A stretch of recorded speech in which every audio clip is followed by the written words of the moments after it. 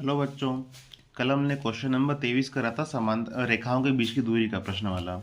उसका एक अथवा वाला क्वेश्चन भी था जो मैंने बोला था अगर आप लोगों को समझ में नहीं आता तो बता दीजिएगा। अब हालांकि उस सवाल और इस सवाल में दोनों में अंतर है। उस सवाल में बोला था रेखाओं के बीच की दूरी, इसमें बोला है समांतर रेखाओं के बीच की दूरी। अगर आपको प्रश्न में समांतर वर्ण ना भी मिले तो आपको रेखाओं को पहचानना पड़ेगा कि रेखाएं समांतर है या नहीं। उसके लिए हमको प्रश्न में बी को देखना पड़ेगा। हम रेखा का समीकरण होता है ए प्लस लेमटा बी प्रकार का। अब हमको दो समीकरण दिए हुए हैं।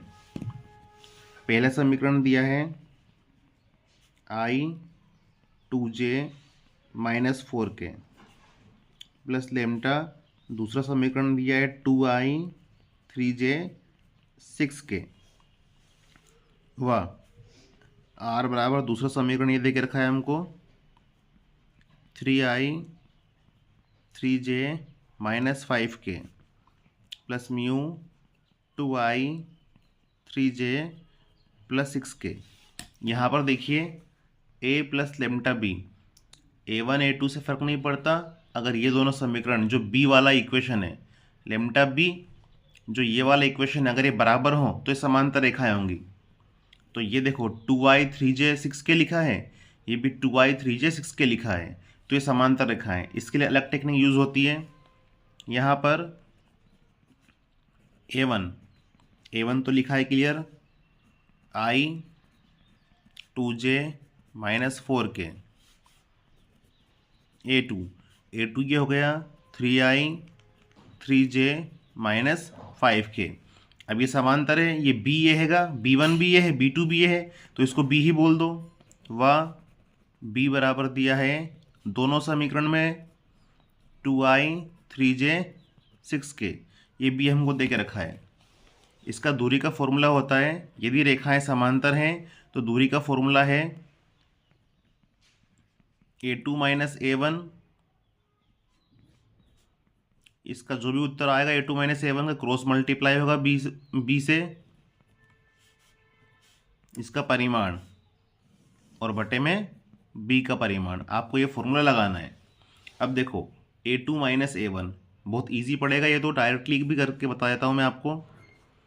a2 ये हमारा a2 है, ये a1 है, तो 3i में से i गया तो ये हमारा 2i बचा।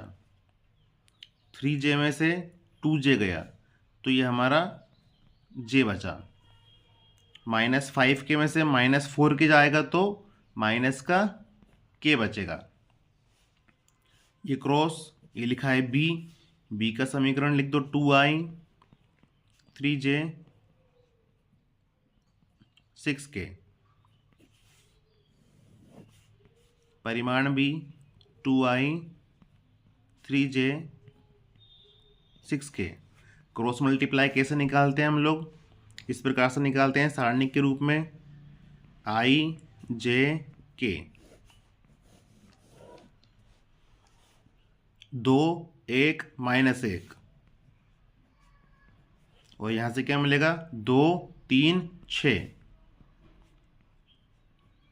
हल करो, i के लिए हल करोगे 6 -3 प्लस हो जाएगा 12 -2 प्लस हो जाएगा 6 -2। फाइनली मिलता है हमको 9i -14j प्लस 4k। तो अगला स्टेप देखो, इसकी वैल्यू क्या मिली हमें 9i 14j 4k। इसको लिख देंगे हम 2 का स्क्वायर 3 का स्क्वायर 6 का स्क्वायर। परिमाण ऐसे निकालते हैं, नीचे वाला हो जाएगा 4 9 36, ऊपर वाले का परिमाण भी ऐसे निकलेगा 9 का स्क्वायर 81, 14 का स्क्वायर 196, 4 का स्क्वायर 16। नीचे वाला हो गया 36 और 4 40 और 9 49। ऊपर वाला कितना हो जाएगा 196 और 16 और 81 6 6 12 और 1 13 की 3 आता ही 1 1 और 1 2 2 और 8 10 10 और 9 19 और 1 और 1 2 293। तो ऊपर तो 293, इससे कोई वर्गमूल नहीं निकलेगा, 49 का 7। तो ये हमारा इसका उत्तर है। इसको पोर्ट्रेट कर देता हूँ मैं, ध्यान से देख लीजिए, फोटो लेके इसको समझ लीजिए। एक बार और समझा देता हूँ बेटा। यहाँ पर इस प्रश्न में समांतर रेखाओं की बात हुई है। समांतर रेखाएं कैसे पहचानते हैं हम लोग? ये r बराबर पहला समीकरण है, इसको लिखा। ये दूसरा समीकरण है, इसको लिखा।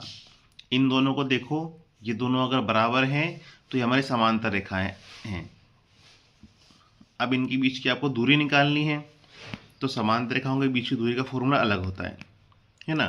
तो a1 बराबर, तो ये लिखा हमारा, ये a2 हो गया। ये दोनों एक जैसे हैं तो ये हमारे b हो गए, b बराबर इतना हो गया। a2 माइनस a1 निकालो। देखो a2 माइनस a1, 3i में से i गया तो 2i बचा, 3j में से 2j गया तो j बचा, -5k में से -4k जाएगा तो हमारा -k बचेगा। क्रॉस, ये क्रॉस b, ये b हमने लिख दिया, मोड b। इस एलिमेंट का, इस समीकरण का और इस समीकरण का क्रॉस प्रोडक्ट हमने यहाँ से निकाला। ये क्रॉस निकालना आता है आपको? अगर ये नहीं आता है तो मुझे कमेंट बॉक्स में बता दीजिएगा, इसका वीडियो अलग से बना दूंगा। क्या आया उत्तर ऐसा क्रॉस प्रोडक्ट का? 9i - 14j 4k, ये लिख दिया मैंने। कैसे लिखते हैं इसको? 4 9 36, ये होगा। यहाँ पे इनका स्क्वायर करेंगे तो हम लोग, ये 9 का स्क्वायर 81, 14 का 196, 4 का 16, नीचे वाले को जोड़ा 49, ऊपर वाले को जोड़ा 293, 49 का हो गया 7, इसका वर्गमूल होता नहीं है, तो ये इसका उत्तर है। तो बेटा इस टाइप के सवाल को आपको इस प्रकार से करना पड़ेगा।